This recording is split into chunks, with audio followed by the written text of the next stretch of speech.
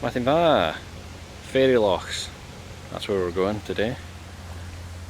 So we started at the Shield Egg Lodge Hotel, and yeah, it's a nice short 4-mile circular walk. Let's go for it.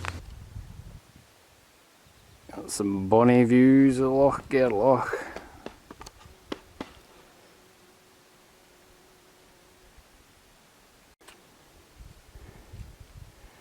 The first of the Fairy Lochs, with the Wizard's Mountain in the distance. Bess Vine, I think. Fairy Loch. Lochs. The second Fairy Loch, and there was some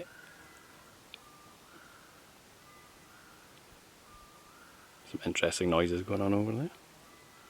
Yeah, so second Fairy Loch, and here there was an American plane came down on the 13th of June 1945. Loss of all on board. There's a whole crew. It was a big bomber. I'm going to look into it a bit more when I get home, see if I can find a picture of the type of plane and everything, more information on it. Yeah, but let's have a wee look.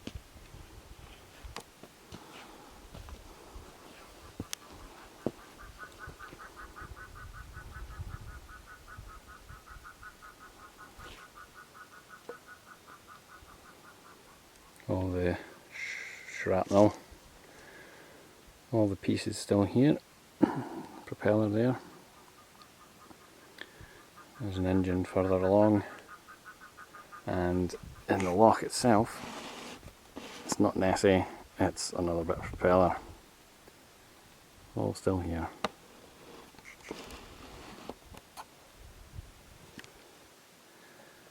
More pieces of plane. Put the propeller there. Put the engine there. Varied bits down here, bits here. I don't understand how it's not all been grown, though. Like overgrown. How the land hasn't reclaimed it all. It's everywhere. There.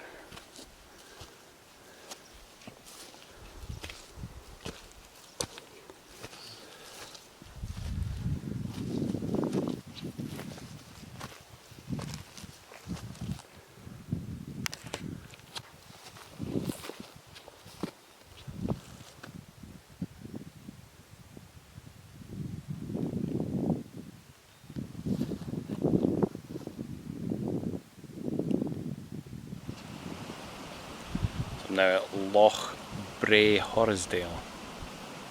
Obviously I wasn't going to film every single bit of the walk again, just going through boggy bits, rocky bits, all that kind of thing, but it's pretty remote in that sense. It's a very pretty walk. You can see the mountains over to the east, babbling brook nearby. Yeah, the directions on Highlands aren't the greatest. Again, I think they're maybe just a little bit outdated, and I'm glad that the weather isn't too hot. We've got enough problems with flies and stuff as it is. So yeah, just having a wee sit down. So let's see what it looks like to you. Ah, it's just a loch. As soon as I sat down, I thought, it reminded me of that bit in Trainspotting where we've got the Highlands and they're not impressed, but I'm impressed. I like all this stuff. There's lots of rocky outcrops and stuff up there that are rather precarious looking. Well, I think it's pretty cool. Alright. Stop for re-brake. So onwards, that direction. Well, at the end of that walk, there wasn't really anything to show, and it started raining, so I didn't bother with the camera, taking out the camera again. But driven further along the west coast, gone slightly further north, kind of near Alt B, also near a place just called Sand, wonderfully named. So yeah, so that last walk was pretty nice. Some nice views of the mountains and stuff, and same where we are now. Just gonna stop for some lunch. I'm thinking about where we're going to stop tonight to sleep. Probably not going to be too far from here. So yeah, I thought I'd just give a quick update as to where we were.